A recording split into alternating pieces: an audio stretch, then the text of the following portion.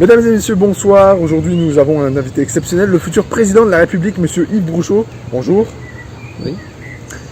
Nous allons lui poser des questions essentielles pour l'avenir de notre pays, entre tensions sociales, tensions militaires et géopolitique actuelle. Monsieur Yves Brouchot sera-t-il à la hauteur pour relever les défis de la France? Monsieur Yves Brouchot, acceptez-vous de répondre à nos questions? Oui, je l'accepte. Je me prête au jeu que votre émission me propose.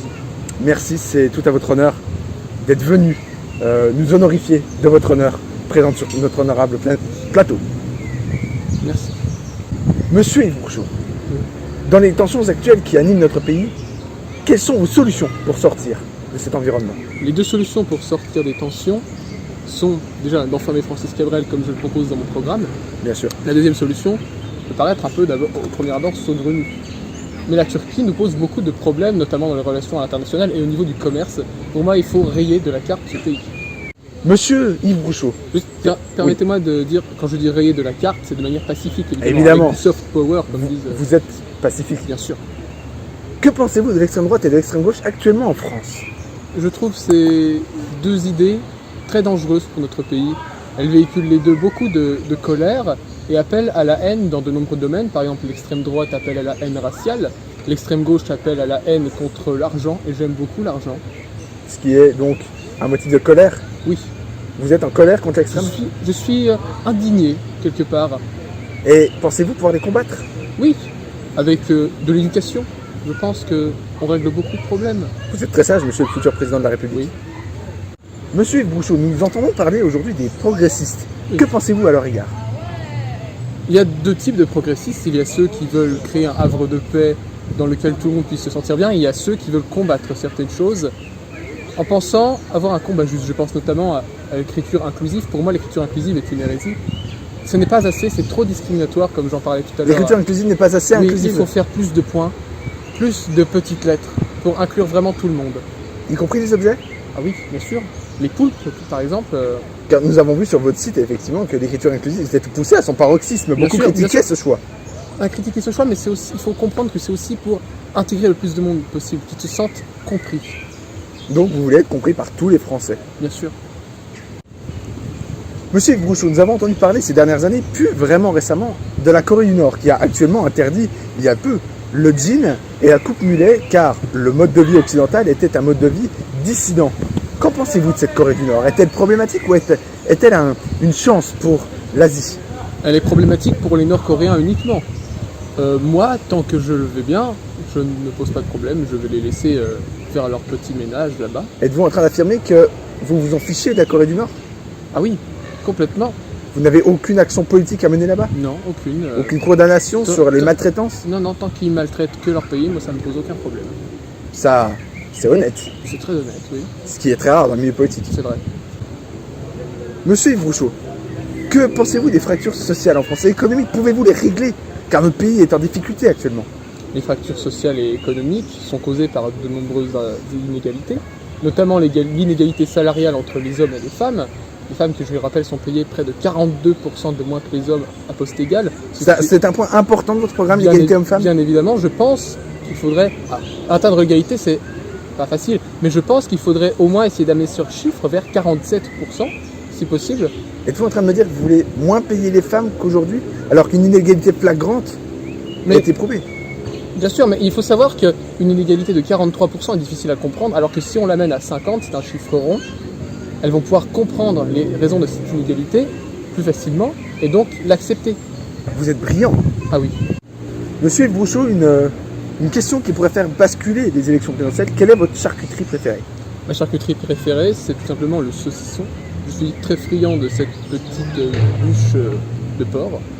C'est un point central de votre programme, le saucisson? Oui, mais enlevez le poivre systématiquement avant. Ce sera interdit sous votre mandat? Ça sera toléré si vous voulez, mais ça pourrait être réprimandé s'il y a beaucoup de récidives. C'est vrai. Oui, c'est dégueulasse. Faut enlever le poivre. Faut enlever le poivre. Oui. Monsieur Yves Brouchot, nous avons vu l'actuel président de la République, Emmanuel Macron, arrêter l'opération Barkhane, qui visait à stopper des terroristes. Pensez-vous que c'est une bonne solution? Oui, bien sûr, l'opération Barkhane, je connais très bien ce sujet, je l'ai étudié moi-même assez longuement. Je pense qu'il s'agit d'une bonne décision parce que je pense que le terrorisme c'est mal. À l'instar du poivre dans le saucisson. Vous savez de quoi on parle, monsieur. Bien sûr, je connais mon sujet, je ne suis pas d'un culte. Et dans quel pays se déroule cette opération? Je lis Le Monde, alors je sais tout. Très bien, merci monsieur le futur président de la République française. De rien. Monsieur le futur président de la République, Oui. une question qui divise énormément les Français, qui a amené plusieurs attentats terroristes. Pain au chocolat ou chocolatine? J'ai déjà répondu à cette question de maintes reprises. Je suis plus pain au chocolat, je ne suis pas comme ces gens du Sud ravagés qui préfèrent employer le mot chocolatine. Dans mon sens, une hérésie. Donc, vous voudriez bannir le mot chocolatine? Ah oui. Interdire son utilisation? Réprimander son utilisation. Réprimander? Oui. À coup d'amende?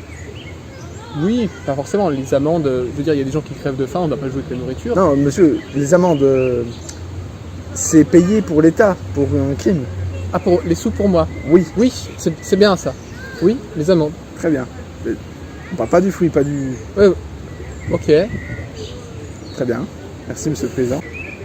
Monsieur Yves Brouchot, j'ai oublié ma question. Je regarde. C'est une excellente question, je vous remercie d'avoir posé. Votre question, c'était quelle est votre position sur l'islamo-gauchisme? Pas du tout. Que D'accord. pensez-vous des éoliennes? C'est ça une source d'énergie d'avenir? Ou bien est-ce trop polluant? Non, les éoliennes, pour moi, c'est l'avenir de la nation. Il faut fermer les centrales nucléaires, détruire les barrages, selon moi, et mettre des éoliennes absolument partout, quitte, lorsqu'il n'y a pas de vent, à faire souffler quelques personnes dessus. En plus, au niveau des Vous pays... voulez engager des citoyens pour souffler sur des éoliennes? Oui, il me semble que lorsqu'il n'y a pas de vent, l'énergie ne peut pas être produite. Il est très difficile de stocker l'énergie à l'heure actuelle. Souffler sur les éoliennes pourrait être une solution, Et convenable. vous êtes un génie car ça créerait des emplois. bien sûr. CDI, souffleur sur éoliennes. Exactement. Vous En êtes- plus, les éoliennes rendent assez joli sur les paysages. Ça ne fait aucun bruit. Donc, on peut en mettre absolument partout. Vous êtes un génie, je le répète. Oui, je trouve, en effet. On connaît bien l'homme politique aujourd'hui que vous êtes, un progressiste merveilleux, un homme talentueux, bourré de talent, je dirais même, capable de renverser l'histoire entière du monde. Oui. Mais qu'en est-il de vos hobbies? Donc oui, mon premier hobby est la dessination. Je suis un dessinateur averti. J'ai moi-même effectué quelques œuvres sur le logiciel de Microsoft Paint, qui est un outil assez complet pour créer des œuvres enrichies et colorées. Vous les revendez, ces œuvres? Bien sûr. Vous donnez l'argent, je suppose, à J'ai- des œuvres caritatives. Oui, oui, c'est bien, oui. Car J'ai- des rumeurs courraient quand même que votre Rolls-Royce fantôme d'une valeur d'un demi-million d'euros aurait été payé grâce à l'une de vos toiles. Oh, c'est pas bien ça. Votre réponse, c'est pas bien, monsieur le président? Oui, si vous voulez, j'ai un autre hobby. C'est j'aime beaucoup la musique orientale, notamment le chant mongolien, le chant de gorge là. Incroyable. Vous êtes non seulement talentueux, un homme politique hors pair, un économiste hors pair, mais un chanteur hors pair. Oui, j'ai moi-même dirigé les Kids United pendant quelques années, ce qui est, je crois, une marque de gloire sur mon curriculum vitae. Actuellement, c'est la Coupe d'Europe. Vous êtes pour les Bleus? Bien entendu, j'ai moi-même apporté mon soutien aux Bleus face à l'équipe d'Allemagne, soutien qui, je crois, a fait basculer le match. Vous pensez être responsable de la victoire des Bleus? Non, j'en suis persuadé. Et que pensez-vous des polémiques sur Benzema qui est dans l'équipe de France? Bien sûr, il y a eu quelques accrochages avec le sélectionneur Didier Deschamps, vous savez, celui avec les dents là. Et donc, il y a eu des polémiques, notamment de racisme, qui me dépassent. Je suis très heureux de ce retour en équipe de France. Karim, je le connais bien, j'ai fait une colonie de vacances avec lui quand j'étais petit. Il me semble très bien intégrer à l'équipe et propose un jeu qui me semble tout à fait qualitatif. Donc vous pensez que Karim Benzema a toute sa place dans notre merveilleuse équipe de France? Mais bien entendu. Pouvez-vous me citer d'autres joueurs de l'équipe de France? Michel Platini, C'était il y a très longtemps ça, monsieur. comment ça se fait très longtemps? Au moins une vingtaine d'années. Zizou. Vous êtes bien à l'heure à propos du foot? Zizou le foot. Question suivante. Une nouvelle question, monsieur le futur président de la République, car je suis sûr que vous gagnerez ces élections, car nos électeurs, je suis sûr, sont très emballés par votre projet. Oui. Avez-vous des enfants? C'est-à-dire vivant? Je ne savais pas qu'il y avait des enfants décédés. Si cela vous gêne d'en parler, Ah non, non, nous il n'en n'a pas parlons pas. décédé. Alors oui, vivant. Oui, j'ai quelques enfants, je suppose. Je ne les connais Oui, j'ai des enfants que je m'occupe, dont je m'occupe beaucoup. Je les emmène à l'école. Oui, Oui. oui, oui, oui. Nous parlions, monsieur le futur président de la République, du Covid. Il y a les vaccins aujourd'hui. Êtes-vous vacciné? Voulez-vous sauver des personnes âgées qui sont en proie au décès ou des gens fragiles? Comme vous le savez, je pense que le Covid n'existe pas. Je n'ai pas eu donc ressenti le besoin de m'injecter un quelconque produit dans le corps. Même si ça pourrait sauver des vies, car il est quand même prouvé que le Covid existe. Mais par les institutions chinoises qui mènent leurs études douteuses. C'est l'OMS qui a déduit que le Covid Moi, existait. j'ai une confiance absolue en Donald Trump et Joe Biden. Les États-Unis, a fortiori, Vous soutenez à la fois Donald Trump et Joe Biden? oui, il y en a un qui est un petit peu plus colérique que l'autre, mais il me semble tous deux de bonne foi. Et le choix des États-Unis d'Amérique de l'USA a été de quitter l'OMS, je le rappelle. D'arrêter de subventionner l'OMS, je crois. Oui, c'est cela, c'est cela. Donc bon, Mais ils vont réintégrer. Joe Biden veut réintégrer l'OMS. oui, mais il va changer d'avis, je lui fais confiance. Vous pensez lui forcer la main s'il Oui. veut retourner? Oui, Alors, pensez-vous sortir de l'OMS? évidemment, c'est une de mes convictions profondes. Alors que cette organisation nous a sauvés de beaucoup de pandémies. Vous voulez quitter cette institution majeure? Pourquoi faire? Oui, Pourquoi faire? je pense que c'est au service des Chinois, encore une fois l'OMS. Tout tourne autour des Chinois. Enfin, dans une certaine mesure, oui. Alors, voulez-vous faire la guerre aux Chinois? Non, je suis pacifiste. Je veux juste me détacher de leur influence. Donc faire du Made in France. Par exemple.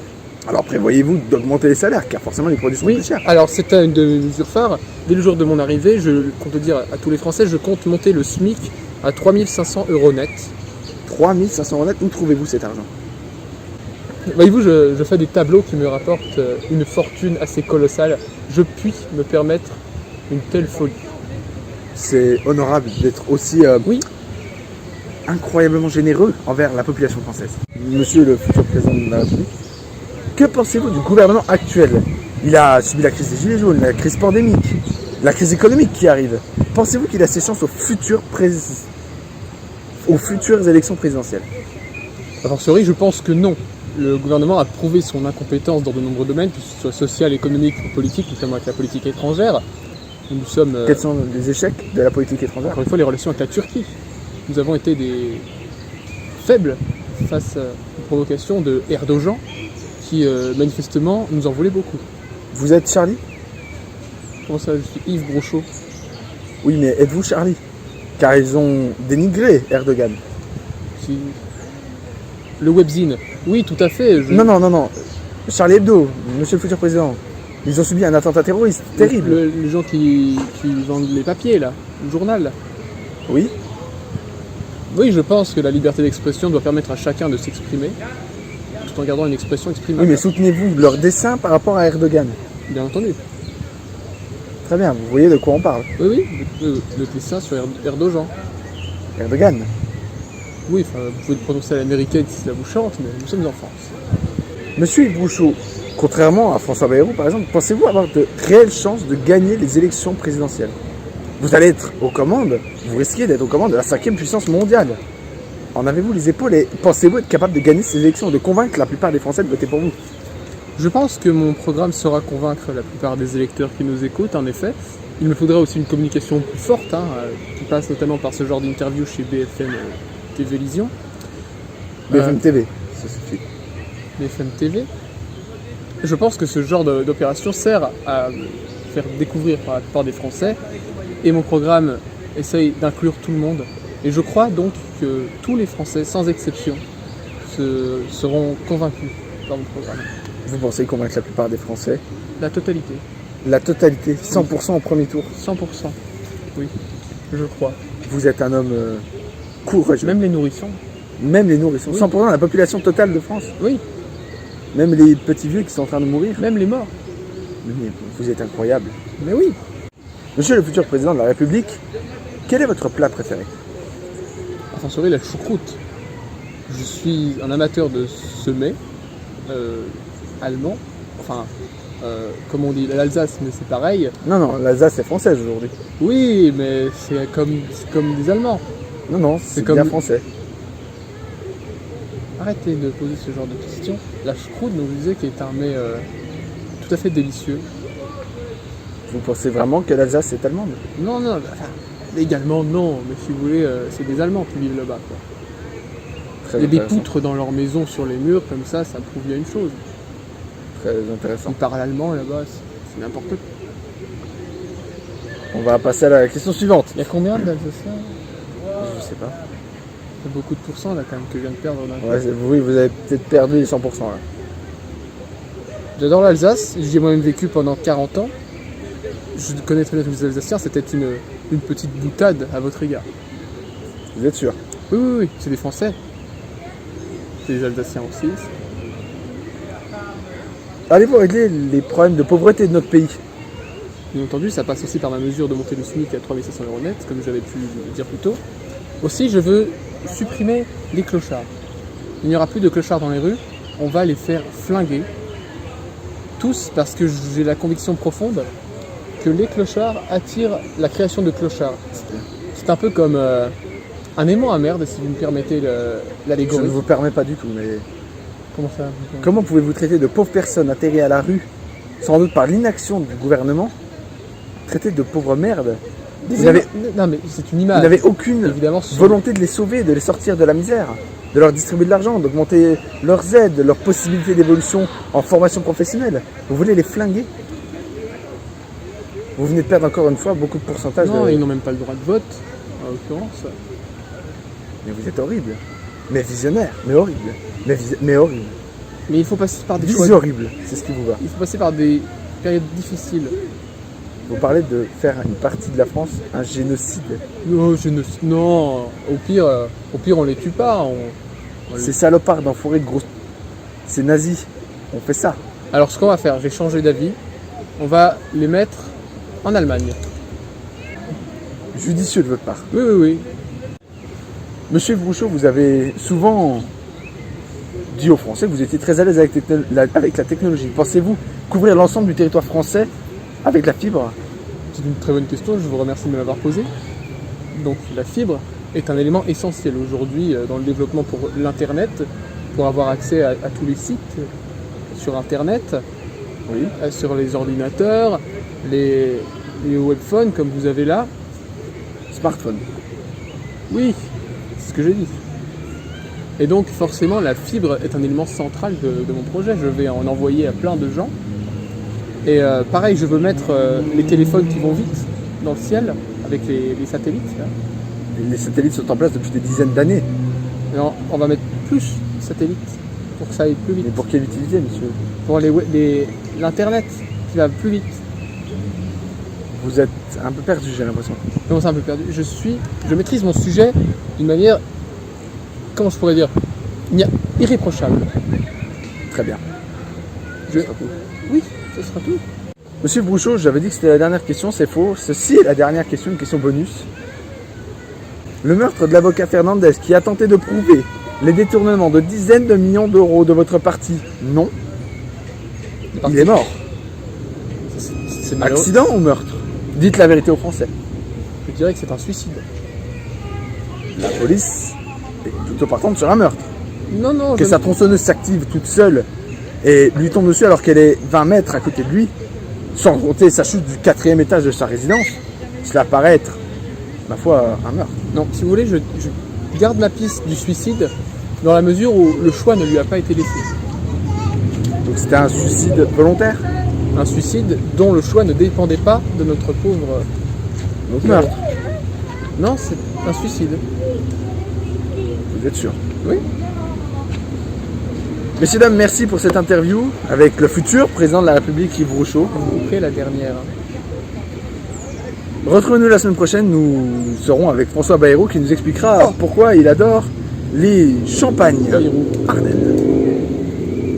Ce sera tout, monsieur. Ce sera tout. Bouscavida. Au revoir.